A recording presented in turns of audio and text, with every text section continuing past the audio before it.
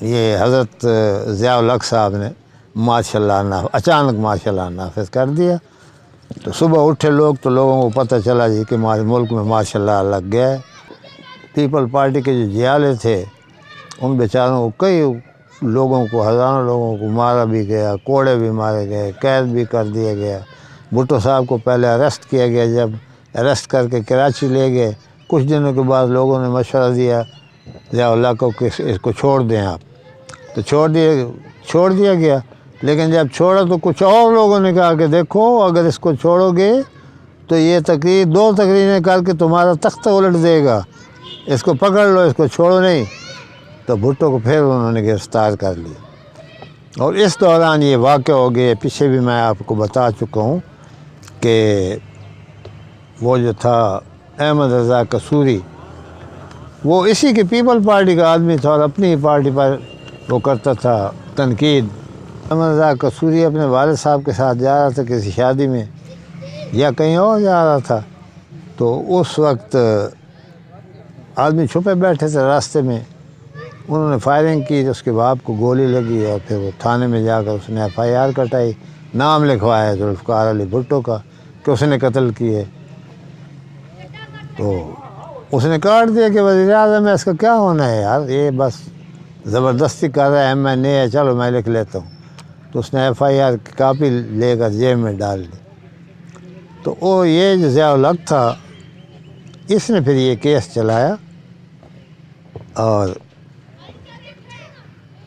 اسی کیس کو آگے لے کر گئے مولوی مشتاق تھے ہائی کورٹ میں، اور انوار الحق تھے سپریم کورٹ میں۔ تو انہوں نے جناب یہ جوڈیشل کلنگ آپ اسے کہہ سکتے ہیں، یعنی اگر ہاتھ سے تو اس نے نہیں مارا تھا نا، ذوالفقار علی بھٹو نے، اگر مشورہ بھی یہ تھا تو کسی قانون کی کتاب میں یہ نہیں لکھا ہوا کہ مشورہ دینے والا جو ہے اس کو مار دیا جائے یا اس کو پھانسی پر چڑھا دیا جائے یا اس کو موت کی سزا دی جائے۔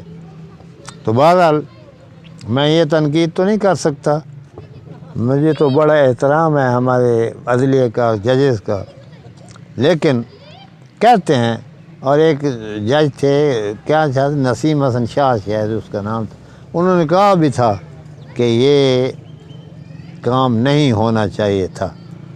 تو ایک اچھے آدمی کو مار دیا گیا۔ ہمارے ملک کی یہ بدقسمتی ہے، میں نے پہلے بھی کہا تھا کہ بڑے قائد اعظم صاحب جب زیارت سے قائد اعظم صاحب کو لے کر آئے، کراچی ایئرپورٹ پر اترے اور وہاں ایمبولنس میں ڈال کر ان کو جب گھر لانے لگے تو راستے میں ایمبولنس کی یہ حالت تھی کہ ایمبولنس خراب ہو گئی اور اس کو ریپلیس نہیں کیا گیا۔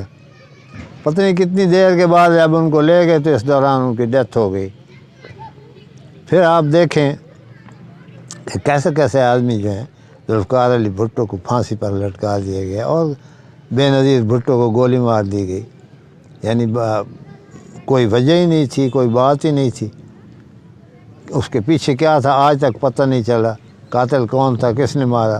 مرتضیٰ کتنا خوبصورت نوجوان تھا، حقیقی ذوالفقار علی بھٹو کا وارث مرتضیٰ بھٹو۔ ایک تو اس کا بھائی جو تھا شاہ نواز، وہ افغانستان میں مار دیا گیا، اور ذوالفقار یہ جو مرتضیٰ بھٹو تھا، اس کو دن کے وقت پولیس نے برسرعام گولیاں ماری، اور بہن اس کی وزیر اعظم تھی۔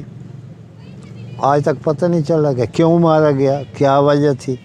لوگ کہتے ہیں کہ جی وہ مشہور ہو رہا تھا، اس کو شہرت مل رہی تھی، اور وہ ہمارا اگلا وزیر اعظم تھا اگر وہ اسی طرح چلتا رہتا تھا۔ تو یہ جو زرداری صاحب تھے، حضرت صاحب، یہ نہیں چاہتے تھے کہ یہ آگے بڑھے۔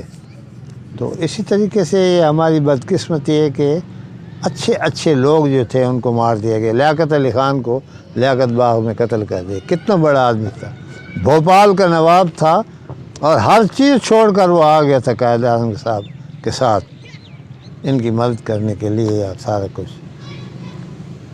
تو یہ ہے جناب ساری بات ذوالفقار علی بھٹو کی جو میں چھوڑ گیا تھا، اور مجھے بڑا قلق تھا کہ یہ میں ضرور آج اسی کی وجہ سے ہم ایٹمی پاور، اگر وہ شروع نہ کرتا تو ہمارے پاس کچھ بھی نہ ہوتا۔ آج ہم فخر سے کہتے ہیں کہ ہم ایٹامک پاور ہیں، اور یہی وجہ ہے کہ کوئی ملک ہمارے قریب نہیں آتا۔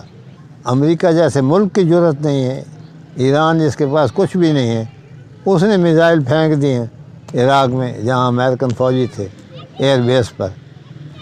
تو پاکستان تو اللہ تعالیٰ کے فضل و کرم سے ہماری فوج بہت مضبوط ہے اور ہمیں فخر ہے اپنی فوج پر۔